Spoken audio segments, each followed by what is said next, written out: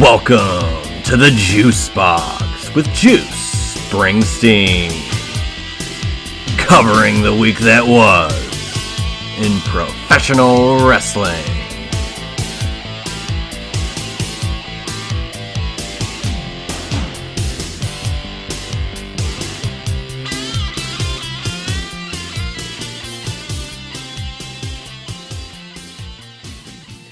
It is SummerSlam week here on the Juice Box. More importantly, it is SummerSlam, the show, one night from this recording, Saturday, August 3rd, Cleveland, Ohio. And here in the Juice Box, we wanted to have a special week. We've already had Main Event Maniacs do an episode on Hogan versus Andre. We had the Triple Threat Theater guys talk all about SummerSlam and the history of this great event in its 37th coming up this Saturday. But to do the PLE predictions, normally I've got Eisenberg in here from Chairshot, but he could not be here. So I do believe I have a suitable replacement. He's the one and only man from Busted Open, formerly of Chairshot Reality, but always number one in our hearts, Justin LaBar. How you doing, Justin? I'm doing great. It's the hottest party of the summer. It's Summerfest. Or Bret Hart likes to say, the SummerSlam. The SummerSlam. So just quickly, how do you feel? This is the 37th SummerSlam. We got 7 random solo matches, no tag matches. First SummerSlam in Cleveland since '96. A lot going on these days.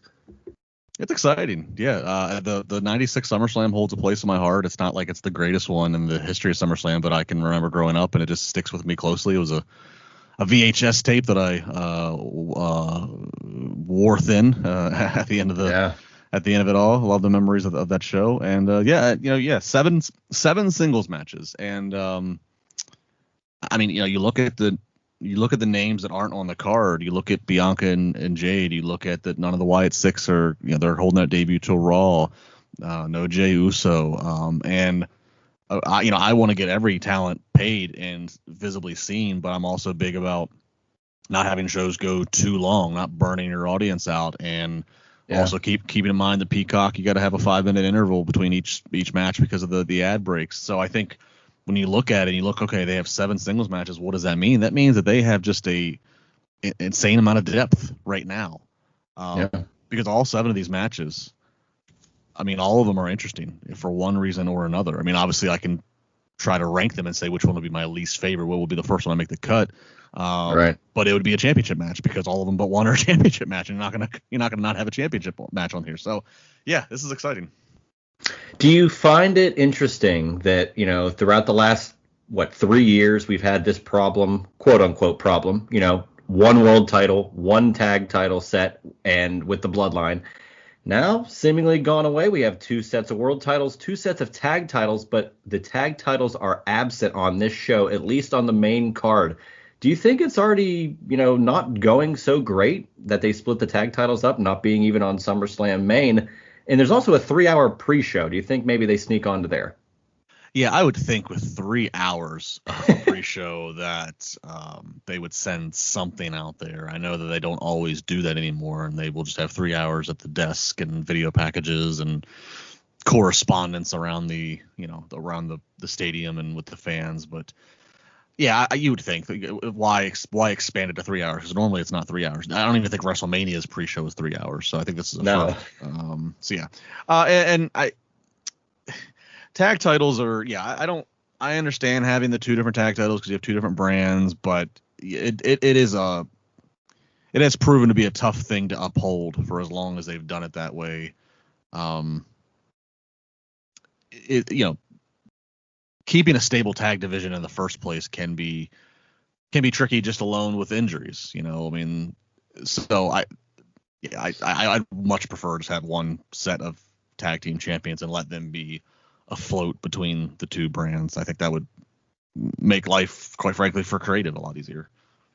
Yeah, and you mentioned the Wyatt Six having their debut on Raw. I was pretty certain that they would make their debut here at SummerSlam in some sort of 6-person tag, considering the recent actions of the last few weeks, but maybe they're trying to pop a rating with that. Maybe there's nothing too in-depth creatively that they have yet for them outside of facing the Creed brothers and Chad Gable.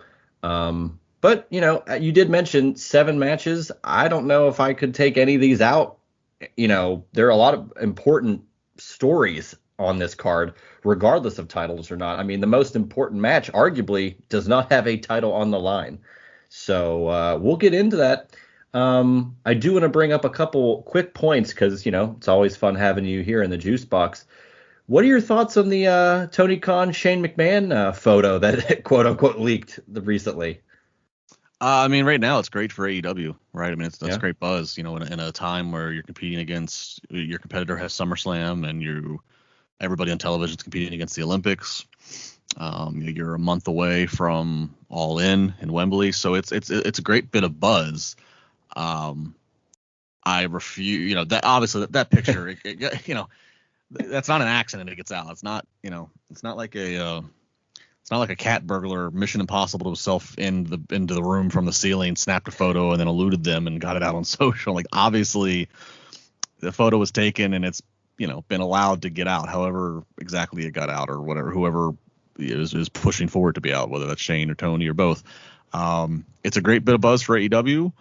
Part of me would like to think, like Tony Khan, you wouldn't let that photo still be out there unless you had some kind of a plan, unless like things were actually happening with Shane being involved in the company in some aspect, because it's either that or the other scenario I would see is it was just a conversation.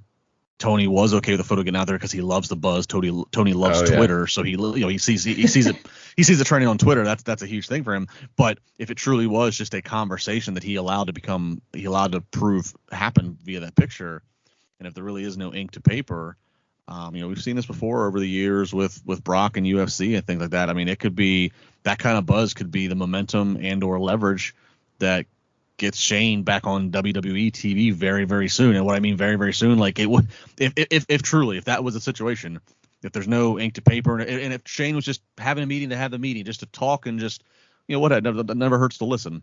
And if he truly is not married to the thought of being in AEW, and if things with he and WWE aren't at some terrible situation, terrible place, I mean, like, who's to say he wouldn't show up at SummerSlam? Like, that's how soon they can make something happen. If in fact there's absolutely no, nothing on paper with AEW. I don't know. It's fun to speculate that for as fans. Of course, this is the stuff we live for. Is just enough to have a reason to fantasy book because a photo was taken. So we'll see. That's right. Who do you think took the photo? If you had to take a guess, I have no clue. I don't know. Does Tony Khan kind of looks like not surprised, but kind of annoyed, like, really, you're taking the photo? But yeah, and there's other cups on that table with the glass of the bottle of water. So I don't know. I'll say this though. I've only met Shane once. It was a very memorable meeting. I sat at a table with him at a hotel for several hours. One late night. He was super cool. Very. What most fans think in terms of about all the McMahons that are on TV, how he always came off as the most relatable when he was being real, not when he's being when he's playing the spoiled brat son, but when he's actually just being real, right. Comes off as the most relatable, and he felt that way. He felt very, very genuine, but I do know I can say that I know that out of all the McMahons, he's not, and I'm not counting Linda in this, but he's not just in that WWE box in the sense of he had interest once upon a time in UFC, well before TKO was a thing. He had interest in UFC and MMA. I also know that he at least had conversations that had second and third revisit, about what else he could do in the pro wrestling space, and obviously never happened. But my point being is that I guess out of any of the McMahons, any of the ones that have the last name McMahon, he is the one that most realistically, I guess, has it in him that could work somewhere else other than WWE. And I kind of thought that with his father gone, that now more than ever he'd be back with WWE at some point because he and Vince famously clashed. That's been known. But maybe if he's not in necessarily the same step with Triple H and Stephanie, then maybe not. But I thought there was a better chance of him showing up in an AEW or somewhere else while his old man was still running things just to spite him. So right. We'll see. Yeah, it's pretty fascinating. I am just curious, is it just a chip to go back to WWE, or like, is there any creative for him to even go into AEW? Like, if he went to there, do you think it would just be behind the scenes, or you think they'd actively put him on screen? Well, in terms of behind the scenes, Shane's never been known for his creative. That's not his wheelhouse. He's had a lot of success in the media space. He worked with on-demand properties in China, had a lot of success in the business world in China. So from like a boardroom executive standpoint, I don't know, maybe he could be of help to AEW in the office in that standpoint, and or obviously they're in all their talks right now of what their television and streaming future is going to be. So I don't know, maybe there's something. That's a good point. Maybe there's something there. I mean, he's very charismatic on screen. I think if you have him in the company, it'd be hard to resist putting him on camera. Now, I know he's 54 or 55 years old, so right. Last time he was in a ring, he blew out his quads in a matter of seconds. So I don't know if we want to be like, trotting out him versus Darby Allin right away, but no? It's hard. No, it's hard to resist though, given where the creative is right now of like the Young Bucks, the EVPs coming out and saying, we went out and found the only guy in pro wrestling that can beat a Khan, and his name's McMahon. And Shane, I mean, that would be something epic. Yeah. So I don't know. It's fun to speculate. Yeah. That's been such a, I mean, me with the Young Bucks all this whole time, and all they do is lean into like, WWE being this like above it all, and now they're being EVPs as if they were in like a WWE. And to bring in Shane, I feel like would be perfect for that elite like heel run. I don't know. It is fun. I would just, man, Twitter's always interesting, no matter what day it is, no matter what's going on, no matter if it's wrestling or not. So Shane McMahon showing up on Dynamite, or dare I say a pay-per-view for AEW, might shut the whole site down. Yeah, I mean they're going to be back in New York City in September for their Arthur Ashe show. What a New York City. I mean, where again, city the McMahons are known for. What a moment that could be. That's right. I got one more quick little tidbit here. Other thoughts on the NXT TNA relationship? I mean, this has been something that's kind of blown up kind of out of nowhere, considering 20 years ago, give or take, WWE was like, who is TNA? And all their former talent would go there. They would flourish. Angle, Christian, a whole bunch of guys. And now, throughout the years, TNA is still around. They had a brief interaction with AEW, but seemingly AEW, for lack of a better term, buried TNA. And now, all of a sudden, TNA and NXT, at least at the bottom, because you get Jordan Grace at the Royal Rumble and what have you, and who knows what's going to happen in the future. But this relationship between the two is just unbelievable. I mean, Joe Hendry, who's like the most popular, meme wrestler, whatever you want to call him, is doing both shows. He just did a concert on NXT, but he was in the main event as the Slammiversary.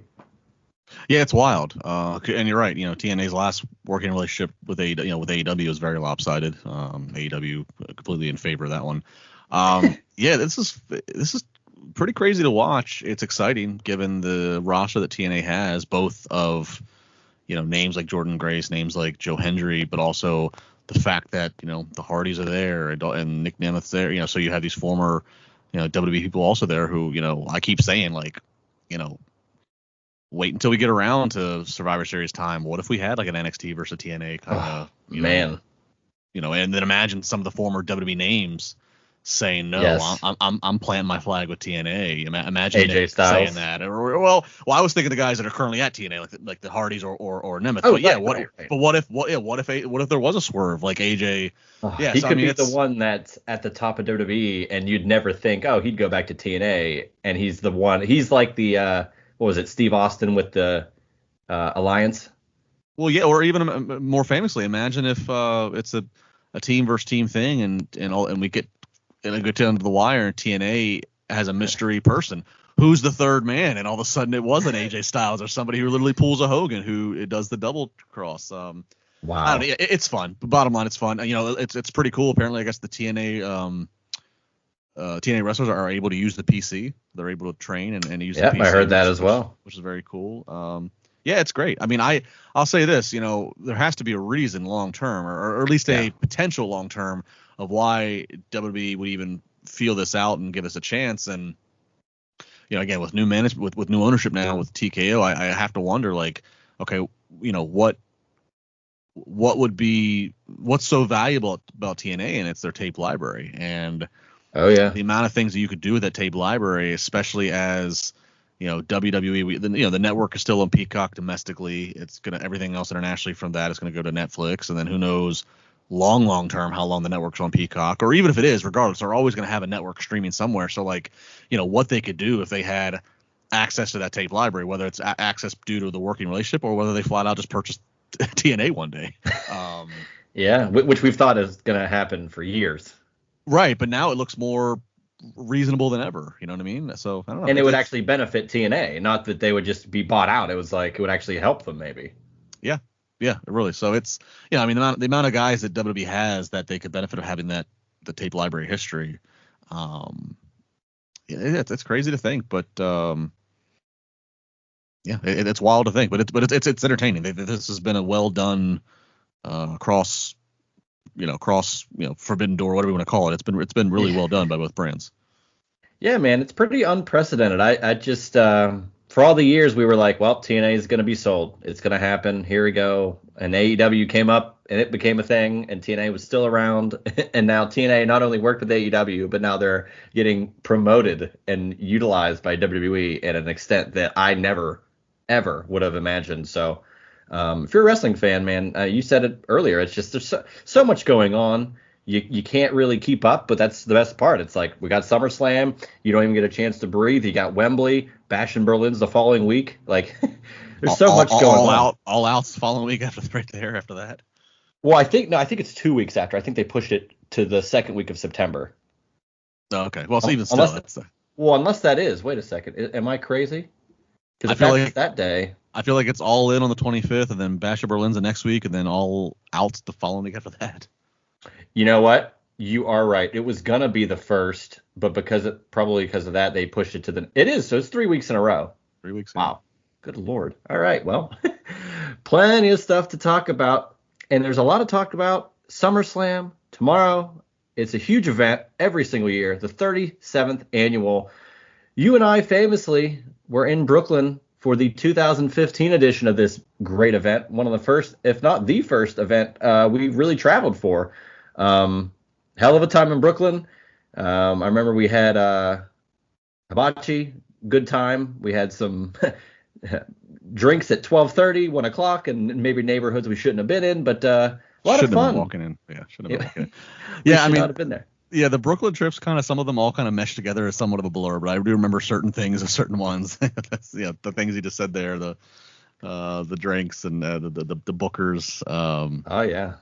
Yeah, no, SummerSlam. I mean, look, SummerSlam's got a lot of magic to it. It's it is Rumble obviously is a huge show, but Rumble, because it's so gimmicked around the Rumble match, I mean, SummerSlam is the second biggest show that's going to highlight singles matches. Again, as we know for this literally, show. Literally, yeah. Literally every single match. So yeah, I mean, those SummerSlam memories are great. Having the suite and then NXT being there with takeovers and when it was the old NXT and doing the pre-show parties. The place.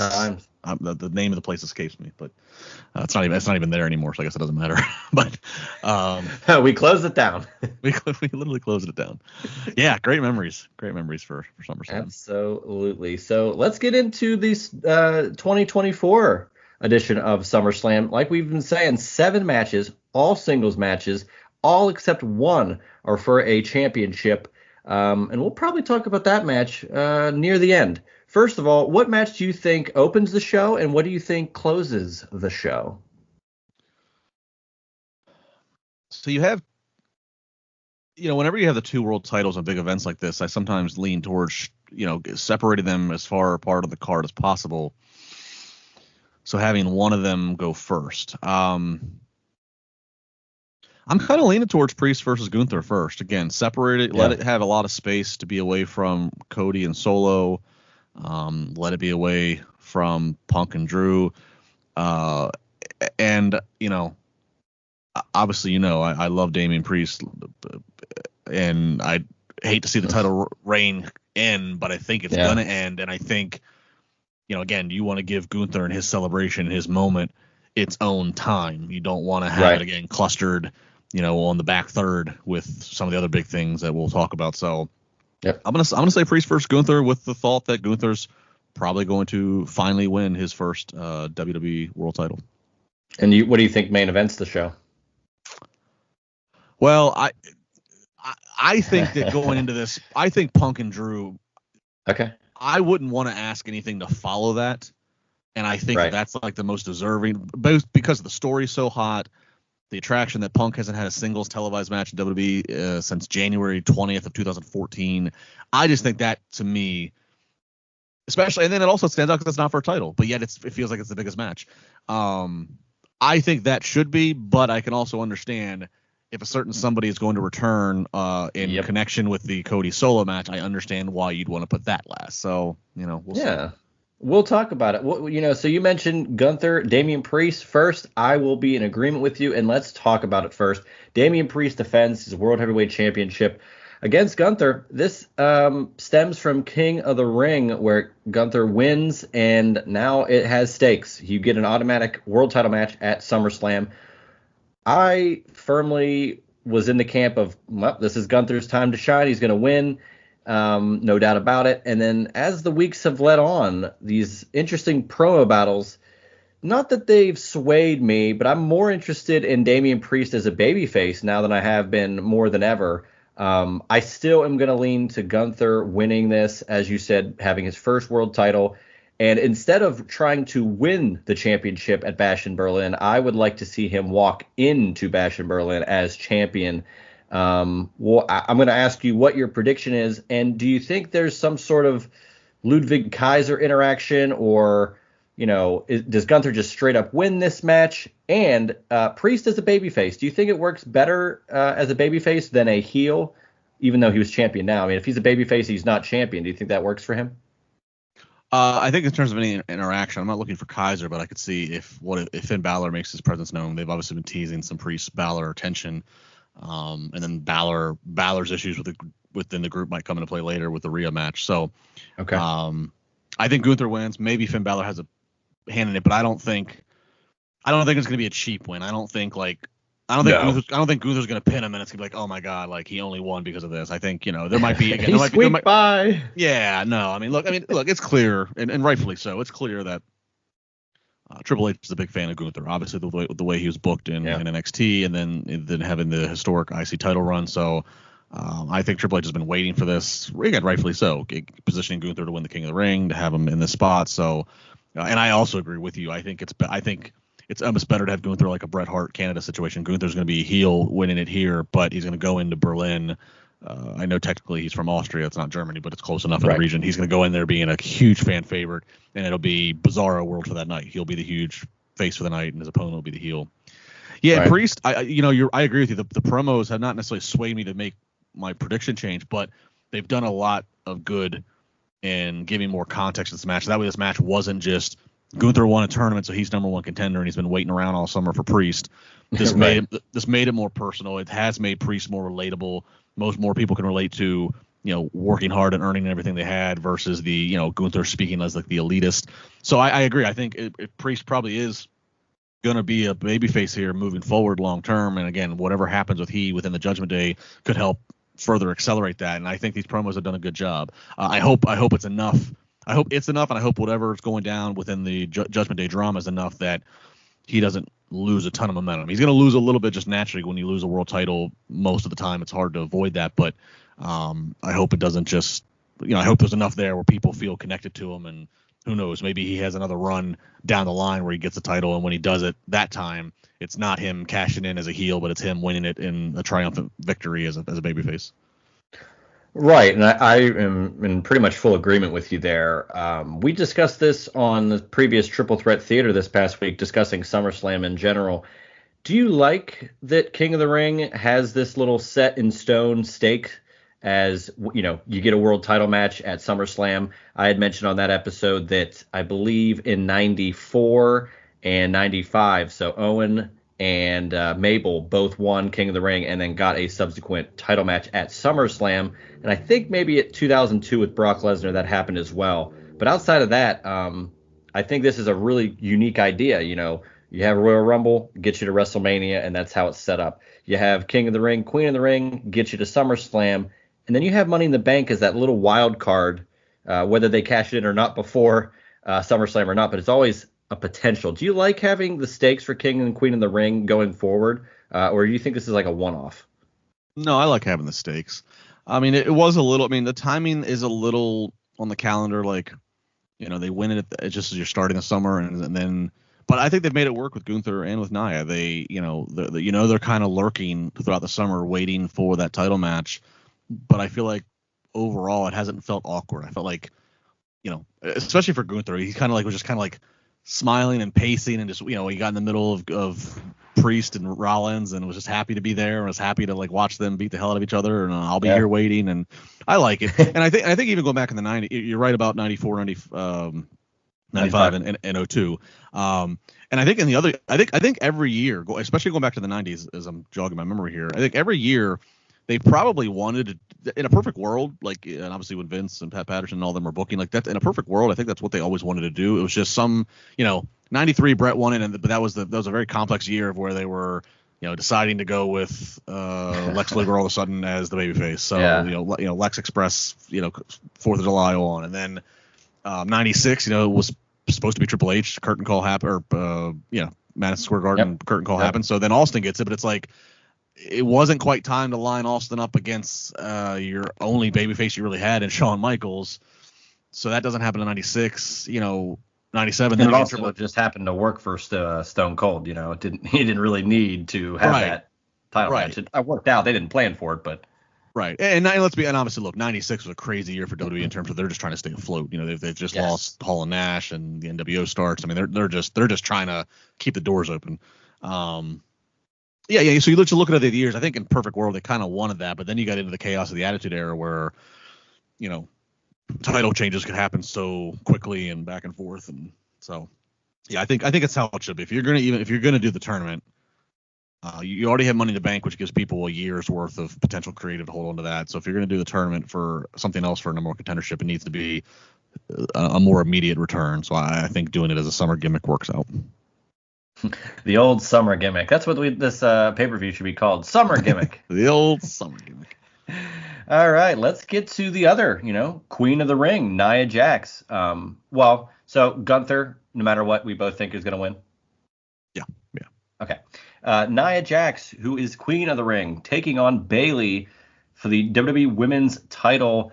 Pretty much same setup here. Nia Jax, man, how long has it been, I think, since she's had singles gold? I feel like a long time. I do believe she's a 2-time tag champ and only a 1-time Raw Women's champion, so actually not a lot of singles gold. However, I think Nia Jax is one of the better talents that the women roster really has as a heel goes. She's imposing. Look, it's Gunther, but for the women, it's Vader. It's just a badass. Nia Jax is no nonsense. I think eventually down the line, if she does win this, Charlotte is going to come back, and they've had quite the interaction. So I'd be interested to see that. I think Nia Jax takes this. I would be thrilled to see her get this moment. I think Bayley's title reign thus far has been unfortunately underwhelming, but there's just so much depth in the women's roster and the vision right now that I could see anybody, potentially rising to the occasion of being champion. I'm also not ruling out a Tiffany Stratton cash-in, but I'm going to save that. I'm going to say Nia Jax wins this and wins the title. What say you, Justin? Yeah, I agree. I think Nia is going to become champion again. I think it is the same mindset as having Gunther become King of the Ring. You book Nia to become Queen of the Ring, not to go to SummerSlam and come up short, but to get her in a title match and have her win it. I think you're right. I think she has only been women's champion one other time, and I think that was pre-pandemic, so that feels like for a lifetime ago. And I think she just and everything is just she was released and at some point came back. I think she's just better now. I think she wins it. You're right, Bayley, to no fault of Bayley, but I think that Bayley's good. It's cool to see Bayley over as a babyface in this version of Bayley. It's not the hugger Bayley that we all thought was going to be what carried her through her whole career. It's this new version, which is still fine. It's not, but there is so much depth that where once upon a time she was one of the most interesting women they had. Yeah, I mean, you mentioned Tiffany Stratton, again, Jade, Bianca. She, just on her brand alone on SmackDown. Yes. I don't feel like Bayley's the most interesting, and so that's just, and again, that's just tough water to swim against. It's not of any fault of hers, but yeah, I would be surprised if they did all this for the summer to get Nia Jax this match and had her lose. So I'm gonna say Nia walks out as champ. Wow, look at us, 2 for 2. We're both on the same page. Who knows if it'll last, and who knows if it'll actually be the flip and Priest and Bayley retain, but we'll find out on Saturday. Let's get into some mid-card action, quote-unquote. It used to be the mid-card, but I feel like these titles, hey, at least they're featured on the show. I'm looking at you, tag team titles. Let's do the United States Championship first. Logan Paul defends, finally, because he's only defended it like 2 times in the last 300 and however many days, versus LA Knight, for the United States title. Logan Paul's a hometown guy here for Cleveland. I don't think that pertains much here outside of the classic, well, you're in your hometown and you're the champion, a.k.a. you're going to lose your championship. But I don't think the fans care about Logan Paul as much as they do as LA Knight, no matter where you are. So is this LA Knight's biggest moment? I know he won the SummerSlam, Slim Jim Battle Royal last year. That was his big moment, but could he go 2 for 2 at SummerSlam and have this big United States Championship win and finally have a defending champion more often than twice a year? Yeah, I think this has got to be the night, right? I mean, the fans the of night, night for night. Yeah, this has got to be the night for night. He's had his popularity for at least over a year.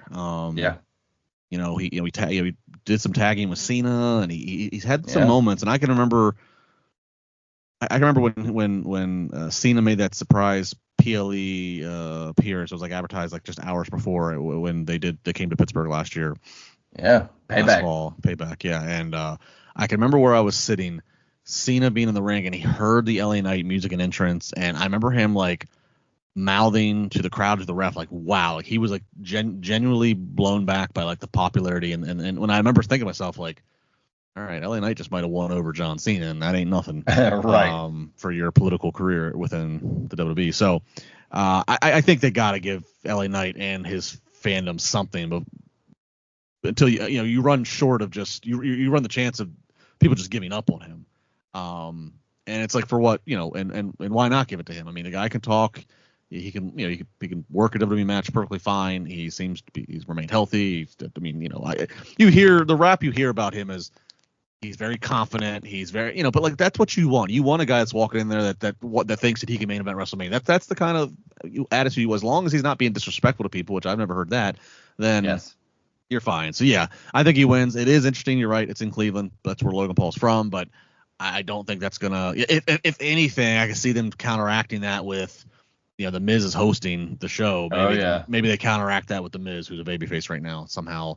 So yeah, I think Ellen. Are you saying somehow that Miz, like they put that in there, or somehow the Miz is a babyface? Well, I think like couldn't believe it. Well, I just think like, you can have LA Knight can run down the city, or excuse me, Logan Paul can run down the city and talk about how he's the best thing that's ever came from this city, and all you people should be appreciative, and just talk down to them. And you could have the Miz just interject just to stand up for the people, between him and R-Truth. That'll get over real well, and have them part of the victory lap with LA Knight if he in fact does win the title. Yeah, I think that's where it's gonna go. And so you're in agreement. You think this is the night for LA? I do. If he doesn't, I hate to be like one of those people on the internet. I hate to be Marks. I hate to be like, if LA Knight is a winner, he's been buried for life. I don't want to be that dramatic, the sky is falling. But if not now, against, like you said, a guy who I mean, mind you, Logan Paul has certainly proven that he belongs in WWE in terms of, he can hang. But you're right, it's not like he's there. He's not on house shows every week. It's not so like if not beating a name like Logan Paul, who's not going to be ever a full-time guy. If not now, if not against Logan Paul, then against who? Against when is LA Knight ever going to get a damn title in the company? So I think that, right, for the SmackDown brand, winning it. I know we're still a few months away, but SmackDown's moving to USA. I think you want to have all your title holders as present and represented as possible. And Logan Paul, again, because of his schedule and because of his endeavors, he's just not going to be. Not because he doesn't care, but just because he's not going to be. So I think it would make a lot of sense to go into the fall season with LA Knight as your second biggest singles title holder on the blue brand. Yeah, I don't think I can disagree with any of that. It'd be really nice to see, again, I've said this with the tag titles, I guess it doesn't really matter, but once Roman doesn't have the title anymore, we'll get to see what's next. Like, how are they gonna, who's gonna have the title? And then they actually added a world title, so we kind of get that on its own. Same with Logan Paul. I was cool with him being the U.S. champion, but in the wings, you always knew like somebody is going to take this and really have it for, defending it more often than Logan Paul probably will. That's exactly how it's been. And, LA Knight bookending SummerSlam last year with this year winning the title, I think would be a really cool moment. And yeah, he's just as popular, I feel like now, if not more than last year. So let's get him the title.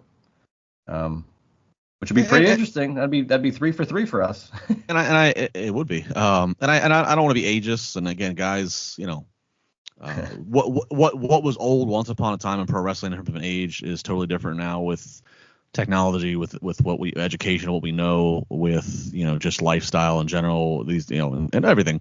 I mean, he's 41 now. He's going to be 42 this fall. Like, so I mean, that's not, again, Bobby Lashley, Samoa Joe, AJ Styles. A lot of guys have gone, Miz. A lot of guys have gone in, deeper into that, and because of good, taking care of themselves and what have you. So I'm not saying, again, the guy's not on like his last leg, but I say that to be like, if you want him to win the U.S. title, and then if you want to foster that, and dare I say, tease him in the world title picture, like, Father Time beats everybody. So you do want to kind of get started on that somewhere at some point. And I think now, again, if not now, I don't know when. If not now, when? Right. And I feel like, LA Knight, like you said, that veteran in the sense of his age, maybe, but, not for the WWE viewing audience, certainly. But I think looking ahead, he could be the guy that, maybe gets it to a Carmelo Hayes or like a newer guy trying to elevate themselves on the card. I think LA Knight could be the guy to, not be a transitional champion, but a perfect guy to. He could lose it to a guy like Hayes.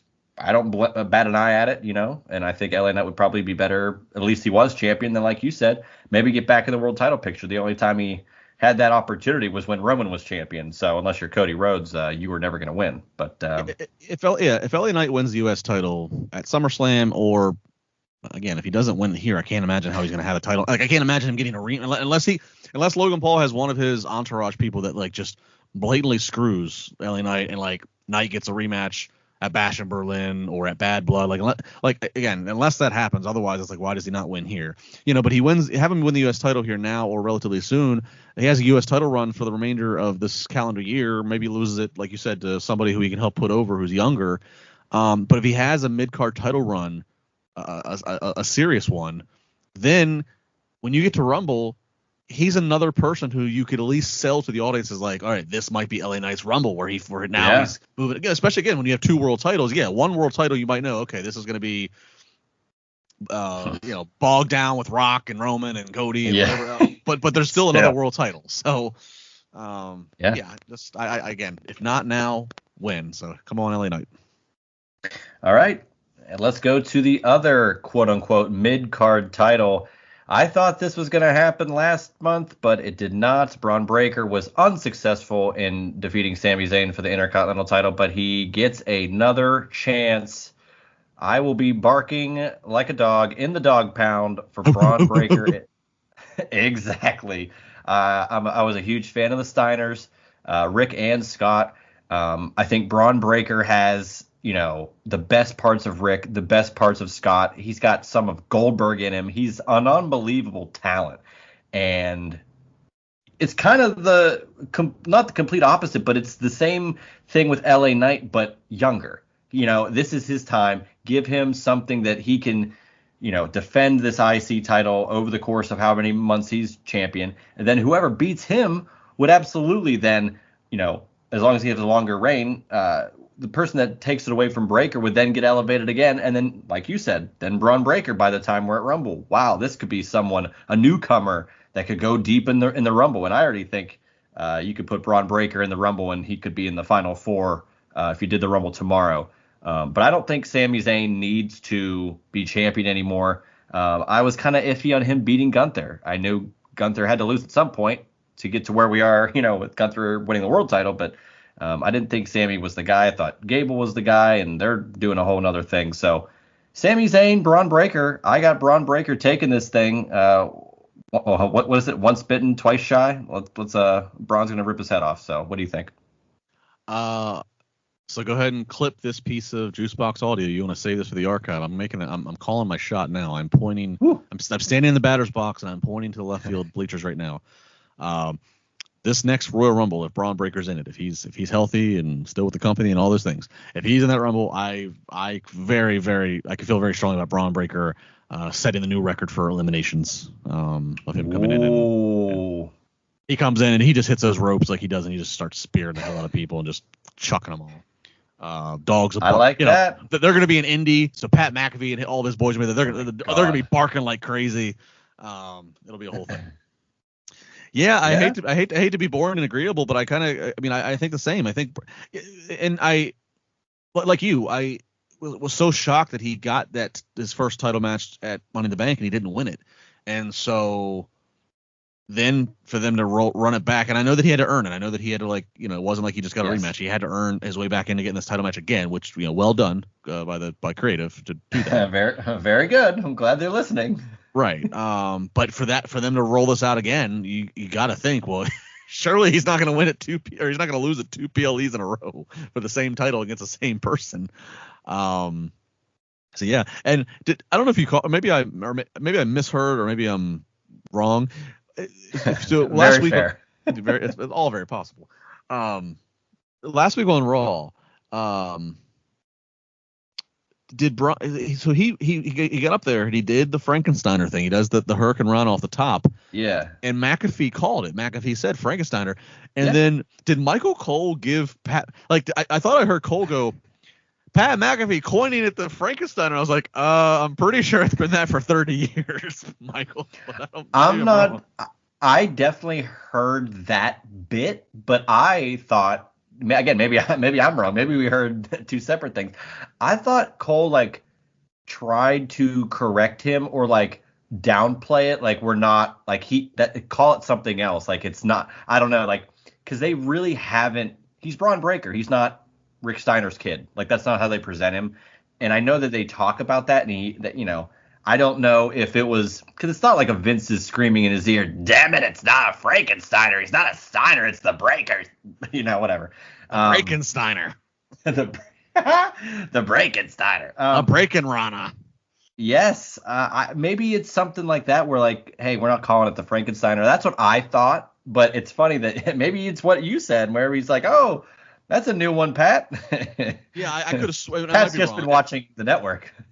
And again, and Michael Cole was tremendous. But I thought in that one moment, I was like, did Michael Cole just give Pat McAfee credit for calling it the Frankensteiner when that's what it's been for? I don't know. It's just a little. Usually you're pretty good on those details. I wanted to run it past you to see if you called it or not. Yeah. But regardless, regardless, Braun Breaker, I think, Cleveland Brown Stadium. I've sat in the dog pound before. Gotten to quite the scuffles in the dog pound one year. Whoa! As Kirk Cousins was beating the hell out of the Browns. You like that? You like that? So the dogs will be barking at Cleveland Stadium on Saturday night. I will be one of them. I will be happily barking for Braun Breaker. So, and I will clip that little clip out there for social media purposes. But I don't disagree. Is the record still? What is it? Did Roman have the record? For eliminations? Yes. In Rumble?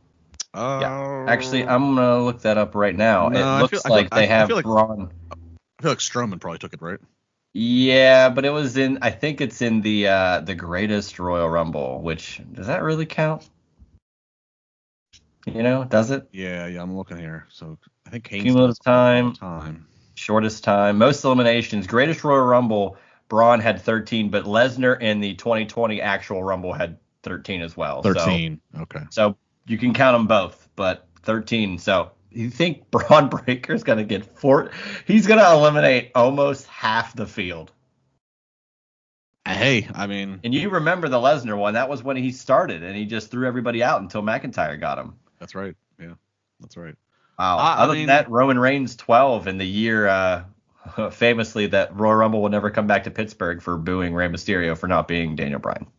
Well, depending on how life plays out, if they're already trying to erase Vince from the history. If they have to erase Brock from the history, then there's how you do it. One way, at least. Yeah, so I wouldn't mind seeing that. So maybe you're onto something, LaBar. Maybe you have a future in this media business of talking wrestling for a job. So that's pretty. You got a future ahead of you, kid. Hey, kid, maybe stick around here, huh?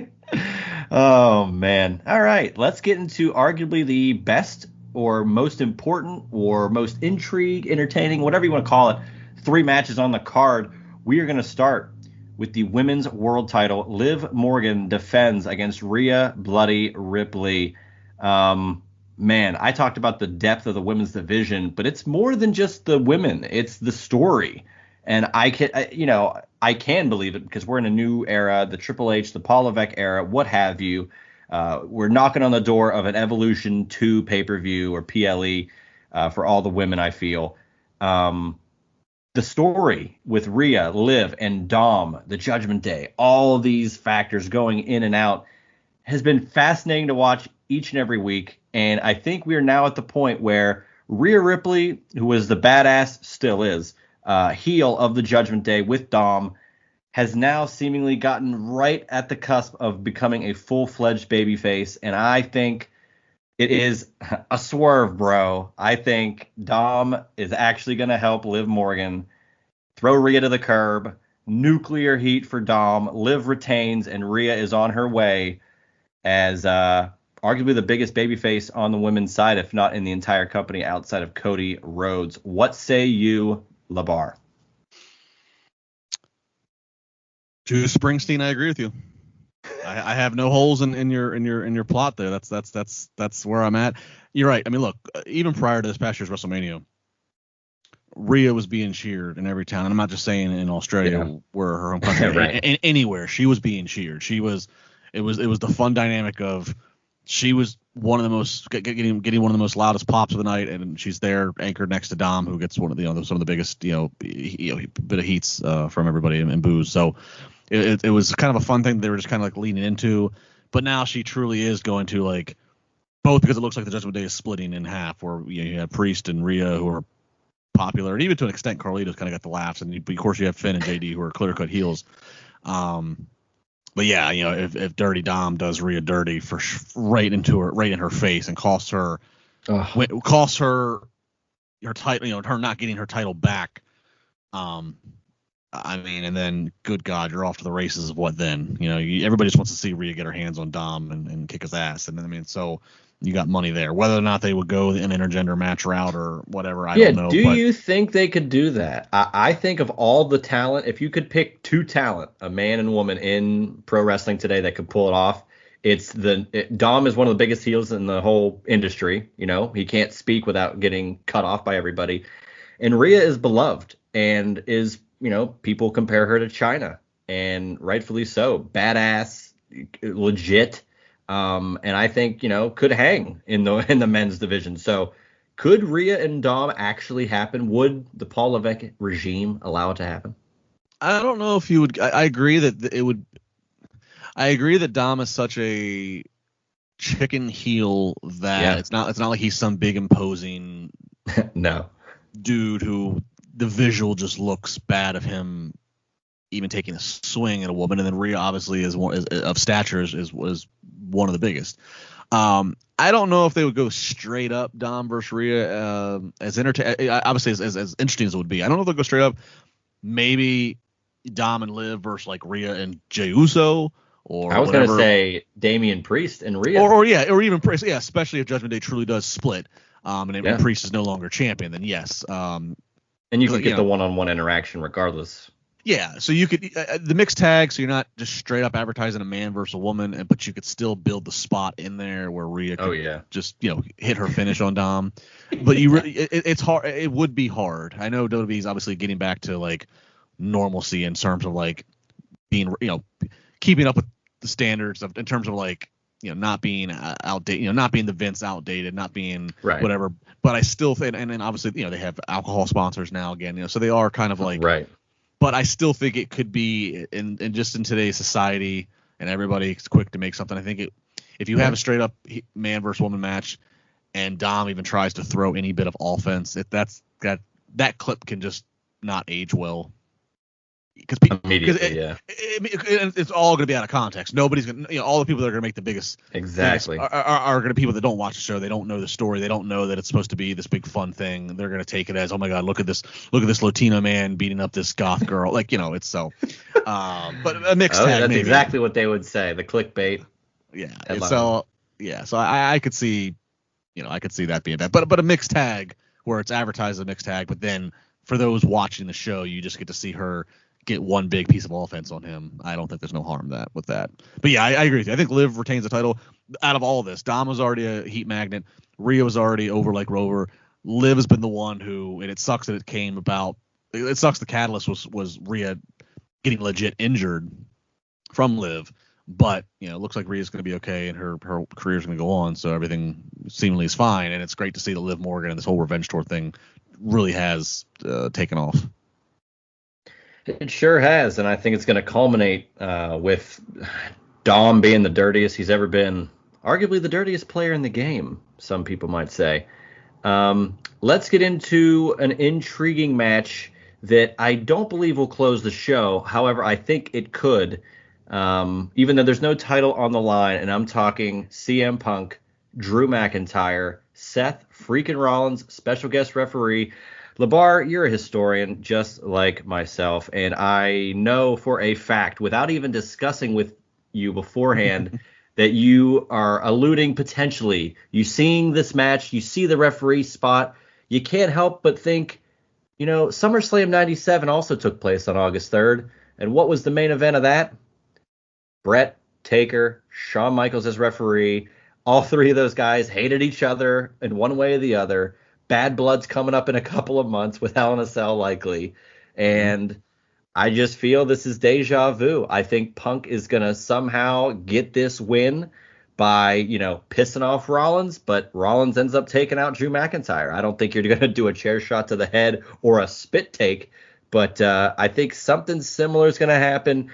Punk's going to get the win, and Drew McIntyre's going to be screwed again. The more interesting question, LaBar, what do you think Rollins looks like in his special guest referee outfit? Shorts? Oh, God. What does he wear, like a black and white banana hammock? Hey, whatever works. It's SummerSlam. First off, you are correct. You know me well. My mind immediately went to that SummerSlam. Actually, it'll be the 27th anniversary of that SummerSlam this Sunday, mind you. No, it's Saturday, August 3rd.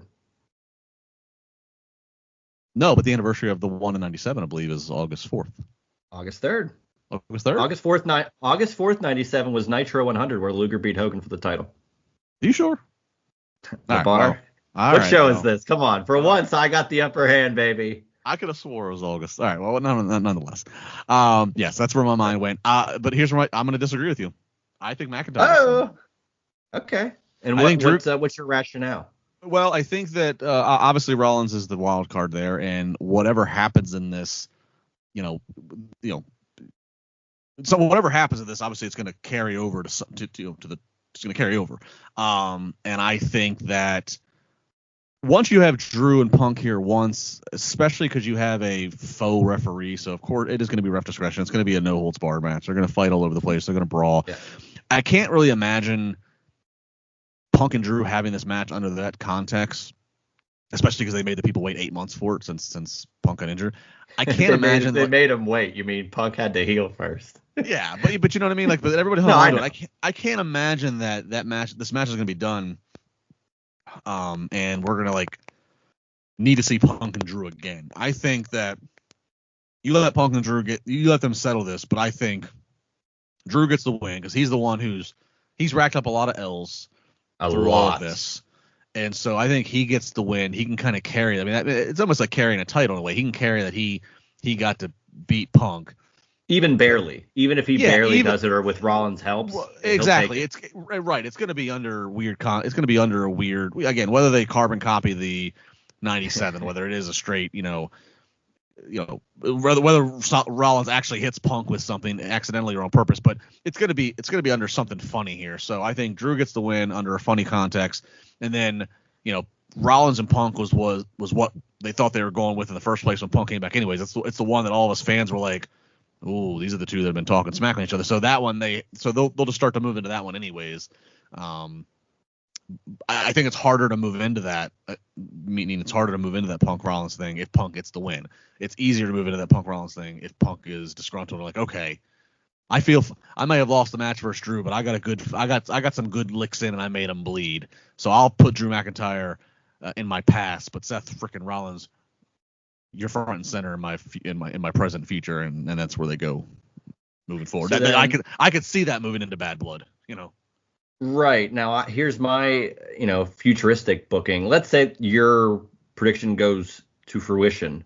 Do you think, couple points, do you think McIntyre then, by default of winning this huge match, could take on Gunther at Bash in Berlin? I mean, they had, McIntyre, Gunther, Sheamus at Mania 39, which was a hell of a contest. And even more so, do you think then, is there any way, not necessarily Bad Blood or the next PLE or whatever, but just in the future, we could get a Rollins, McIntyre, Punk triple threat match? Possibly. If Punk, if health remains, if Punk, that's the thing. Can make it through this match. And I'm not trying to hate on Punk at all, but obviously, if you look, just stretching back into his AEW run, I mean, if you look at the amount of times he's been injured over what the course of matches are, it's not a great ratio. So I'm very nervous, to be quite honest with you. Same, and I'm nervous just on the sense of like I want him to come out healthy. Yeah, I want the match to go off great, Right, I want them to match go off great, and I want like whatever the plan creatively is, like whatever to stay. Yeah, right, exactly. Whatever Triple H and his crew has on paper and pencil for Monday Night Raw for how we're moving forward with Punk, I want that to be able to continue on. So, yeah, I want the match to be healthy. So yeah, maybe I could see a triple threat down the line here in the fall. But I agree, I could see Drew winning this. He's on cloud 9 come Monday Night at Raw.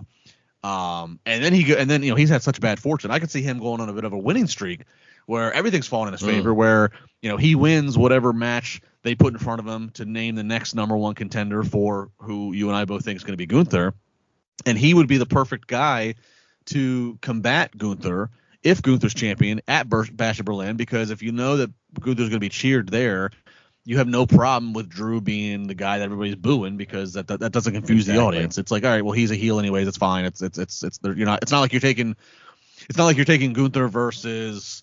It's not like you're having Priest ask for a rematch. Priest, who you're trying to start to get over as a babyface, and then you make him the biggest heel that one night. So like, yeah, Drew would make sense to be in Bizarro World in Berlin to be opposition of Gunther. So yeah, I could see that playing out just like that. That would make a lot of sense for my money. Eisenberg's not even on this episode, and you just dropped a Bizarro World reference, which is Superman, but it's in the realm of Seinfeld. So I really appreciate that. That's nice. But yeah, I think it's going to be fascinating now that you do have Bash in Berlin as a piece of a PLE in between this and Bad Blood, which, are we assuming it's going to be a Hell in a Cell match at Bad Blood just in general, by way of, history, or is it too close to Survivor Series War Games, which just got recently announced for Vancouver in November? We're going to have potentially a Hell in a Cell and then War Games back to back, or does it really matter at this point? It's not too close. And look, they wouldn't, if they do, yes, I could see them doing Hell in a Cell Bad Blood. Obviously, the history's there. Obviously, it fits the name. Yeah. They have done Hell in a Cell in Atlanta. I was there for that, for Punk and I believe it was Ryback. Hell of a match. Yeah, I say that because I know that I say that because the building, the rigging, everything, the arena can support the Hell in a Cell and the whole deal. I know that's been something that came up in the conversation in the past. And quickly, Bad Blood, is going to be the same anniversary as the In Your House Bad Blood in '97 with the first Hell in a Cell, October 5th. Oh, give me goosebumps. Woo! Yeah, but yes, you could do Hell in a Cell there and still have the War Games a month and a half later because we know, obviously for a while there, Hell in a Cell became a gimmicked theme pay-per-view, and they would roll out Hell in a Cell matches that had no business being Hell in a Cell matches. It was so contrived and manufactured. The feuds didn't warrant it. But Triple H and his crew, they're not going to do that. Especially Triple H, who has so much history in his own right with Hell in a Cell. He knows how big of a deal it is. So they're only going to do a Hell in a Cell match if they know that it's warranted. And I obviously I have a feeling right now they probably know what that Hell in a Cell match is going to be, and whatever happens here at SummerSlam is going to be in a step in that direction to get us there with whomever. So yeah, I think they can do it because it won't be a force feed. It will not be. It will not be Fiend versus Seth Rollins. It'll be. Oh, hey, I was at that one. Yeah, well, it's like 5 days after AEW Dynamite debuted, and everybody, including yours truly, was chanting for AEW once that show concluded because it was something, to say the least. Yeah. So I definitely think there's some options here, but this certainly the whole Punk Drew Seth thing could certainly be one direction to go in for Bad Blood. Right, and one last thing, even if Punk, God forbid, let's say he, would get hurt, or honestly, any three of these guys, if they did get hurt, I think you could put, if Punk gets hurt, you could do Drew and Seth in a Hell in a Cell, and it would go off like a hit, like without a hitch. I think there's so much manufactured with all three of these guys with their stories and how they've gone. Even if Drew gets hurt, Seth and Punk, they have a rich history. I don't necessarily think it would derail potential Hell in a Cell plans necessarily if any of these guys, weren't available for that to happen. Yeah, no, I agree. Yeah, I agree with that. Yeah, there's some flexibility. So for the first time, we are in disagreement. Disagree. You think Drew? I take Punk. Can't wait to see how that turns out. One final match, and I do think, what is it? The last 3 years, has there been a return? Was it SummerSlam 2021, and that was Cena, right? Was that Cena that came out, or am I losing it? No, Cena had the match. Lesnar came back, right? Lesnar came. What was the one Lesnar came? Lesnar had a match when he had when he tipped the ring over. Well, yeah, that was the following year in 2022. But 21 was in. It was in Vegas. Yeah, so Lesnar came back at the end of 2021 SummerSlam. 2022 was Bayley, Dakota Kai, right? Yep. Io Shirai, Edge, and then last year was who? Didn't someone else come back last year? Or am I crazy? Because the whole thing is we're getting to the main event, and seemingly we're going to have another return to the roster, and it could be part of the bloodline. No, nobody came back. Last year was one where Roman beats Jey Uso. Maybe no one. The hooded man revealed himself to be Jimmy Uso, so maybe Jimmy came back after being out for a while. I don't know, but it seemed to me that there was at least some sort of big return at these SummerSlams in the last couple of years.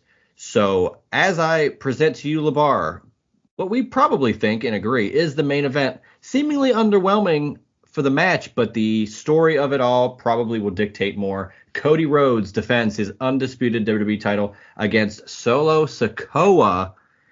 This is just screaming someone returning, whether it's Jimmy, I doubt it. Jay, we mentioned, is not even on this show, at least, to our knowledge.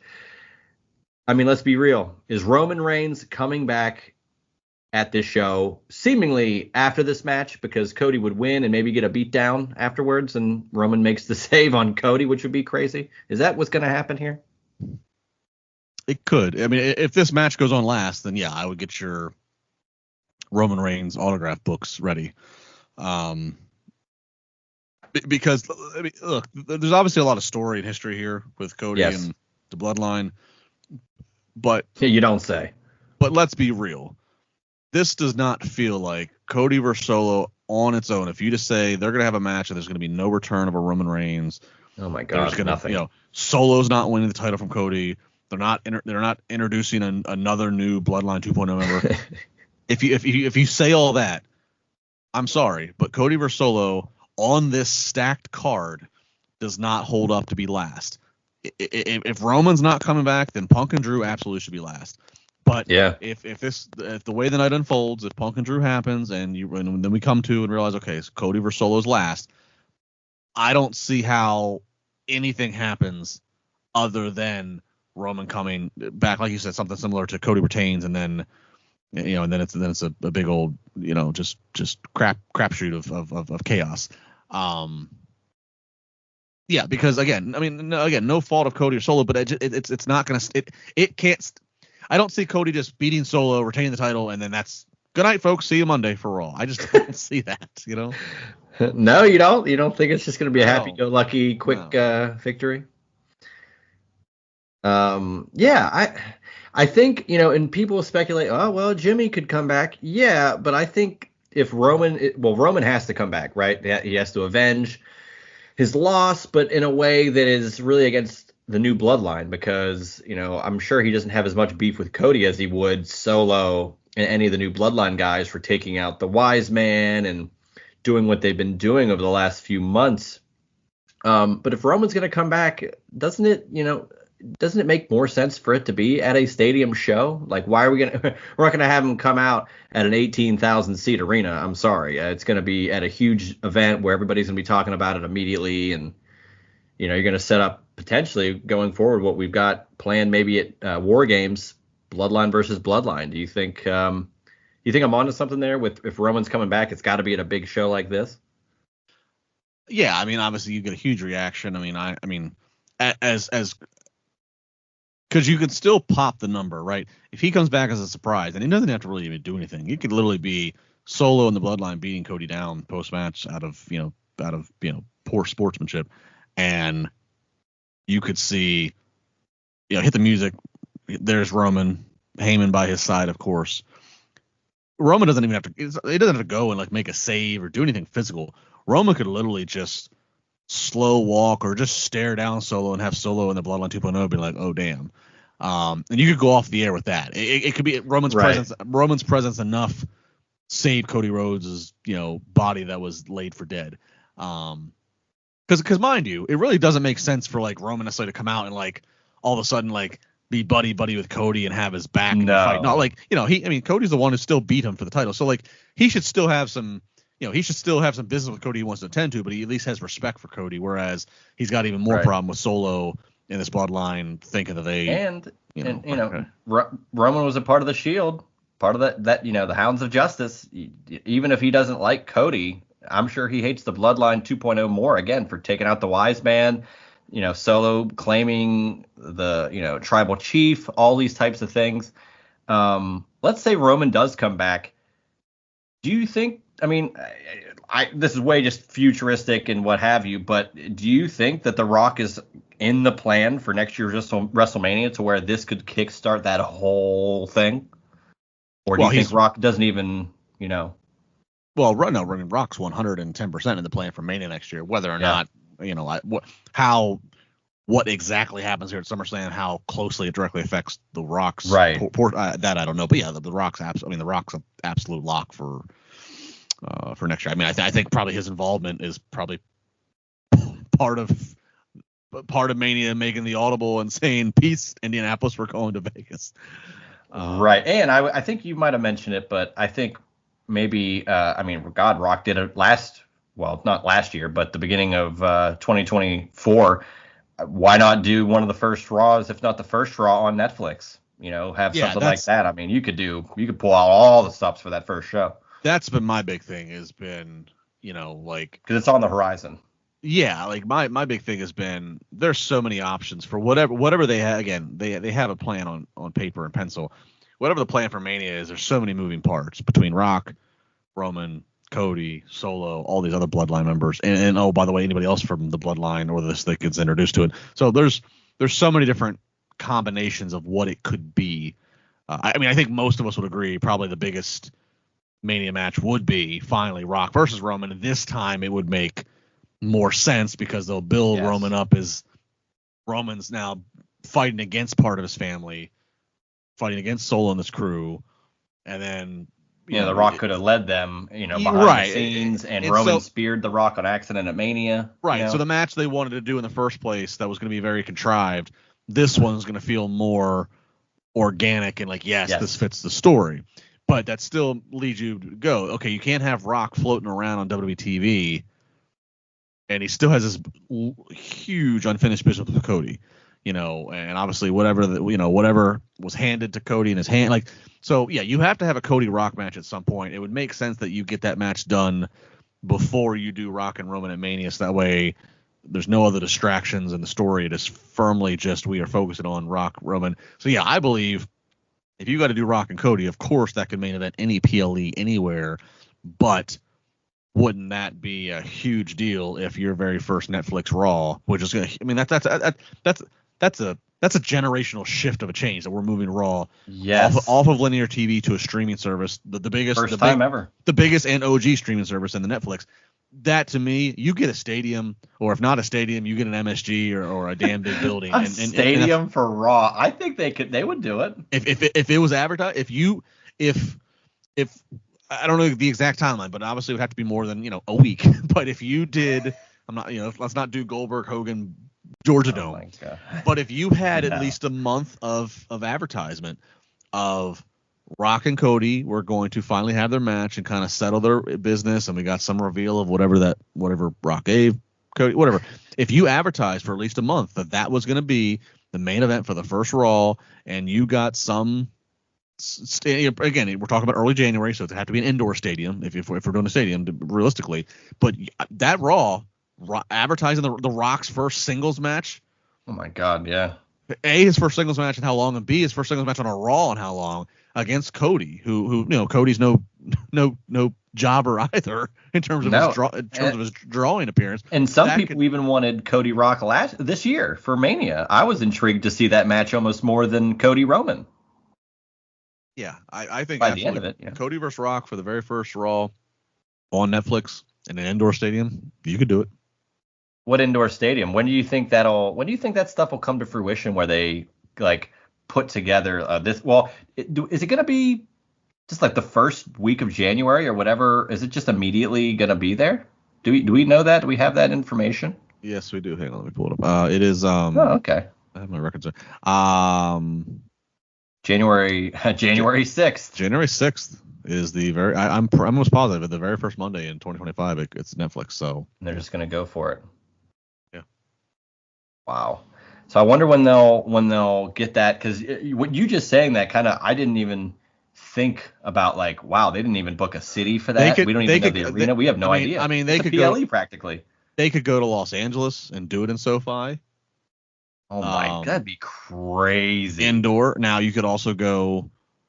The Rock obviously has ties to Miami. You could go to where the Marlins play, and that's an indoor retractable stadium. South Florida in early January is not. You could do that. I mean, there's enough stadiums, football or baseball, that you could that are indoor. You could do it. I mean, I think you'd be leaving money if they were going to do Rock and Cody. Again, I can't imagine just doing it in a 15,000 person sold out. As loud and great as the Allstate Arena is, or even as loud and great as MSG is, I can't imagine you're leaving money on the table if you don't do it where you have at least 40,000. You're leaving money on the table for the fact that there is no buy rate because it's not a traditional pay-per-view, and Netflix is Netflix looks for engagement numbers. They like engagement minutes, and so what better way? I mean, that's an engagement minute golden nugget. To say, tune into Netflix. It's not going to be a 3-hour show. It'll be 2 and change. It'll be much more digestible. But the whole thing is building to Cody vs. Rock, and you do it in a 40,000 person stadium where you can get the best live gate possible for it. I mean, that just seems to me that's a no brainer. Yeah, I cannot wait for that to be potentially announced. Hopefully sooner rather than later. We have some of the fall schedule here and there for Raw, some SmackDown events, but I think once we get closer, as I said, Survivor Series is already locked in finally. We'll get that answer for Raw. I wouldn't mind it in an MSG, but to your point with the cost, it would probably cost them more to run the damn building than, talk about leaving money on the table. They're losing money just booking MSG. That's why they started running Barclays, because Barclays was a better the money came out better in terms of what it cost them and what they were able to get for it. Do you think New York? You think New York could be a spot then? You think they would run Barclays for that? Maybe. Maybe. I mean, obviously Barclays is a nice building. Talking about our history there. I mean, but again, I feel like you're leaving money on the table. If The Rock is having a singles match that's advertised, right? You're any arena, any NBA/NHL arena, you're leaving money on the table. You have to go to an NFL or MLB stadium. PNC Park, January 6th. Well, if PNC was enclosed, maybe, but I know. I'm waiting for our company to take advantage of that cityscape, but I think you could get a SummerSlam at PNC Park in future years. Well, Corey Graves, couldn't he just be like, "Hey, look, this is gorgeous. Let's run it." Like, how hard would that be? Actually, honestly, if they got a SummerSlam in Pittsburgh, it'd be at the Steelers Stadium. I know it wouldn't be as pretty. It would be, but it would be at Steelers Stadium. They would work with the Steelers before they did the Pirates. Why? Because success, more eyeballs. They'd be the first people to sell out PNC Park. And could you imagine Nick Khan sitting down with Bob Nutting and Nick Khan just leans over and goes, "Is this guy serious?" He wants how much money for this? He's not willing to fork us any money over? Come on. Yeah. Wow. Well, yeah. So SummerSlam coming up tomorrow as this airs on Friday. So Saturday, August 3rd, it will be the same anniversary as SummerSlam 97. Sorry, LaBar, but that's factually correct here on the Juice Box. We want to make sure everything is spick and span with the statistics on this show. And for what, other than Punk McIntyre, which is probably the most important / intriguing / entertaining match, all our predictions are pretty much the same. We think Roman's going to probably return. We got some new champions involved. And maybe, Braun Breaker becomes a star, and you making that amazing prediction, which looking forward to see if it comes to fruition later on, maybe in beginning of 2025. I was going to say January, but it's going to be February 1st. So we'll see what happens when we get there. But any final words as we close out this PLE prediction show for SummerSlam here on the Juice Box? SummerSlam's always a huge show. Second show behind Mania, I think. Think it's going to be a good one? Yeah, on paper, it's got all the potential, and then from all the fantasy booking that we think it's got potential, and then I'm sure there's things that that's right. There's things that we don't even know that has even greater potential. So yeah, it's gonna be a good show. Love being back here with you. Always good to be on the mic with you. Congratulations on the success. You got. I think now we could say long running. You got long running with this podcast, which is not nothing. Not everybody can pull that off. So congrats to you. And this is the only place where I've given my SummerSlam full predictions. I last week on Busted Open on Sunday, and even my Busted Open Thursday morning appearance, I had some talk about SummerSlam, but I didn't get into X's and O's of winners, and right. Even, so this is my first full on prediction. So everything's on the record here. So I will live and die on the sword of the Juice Box, on the straw of the Juice Box, of how right or wrong I am. That's right.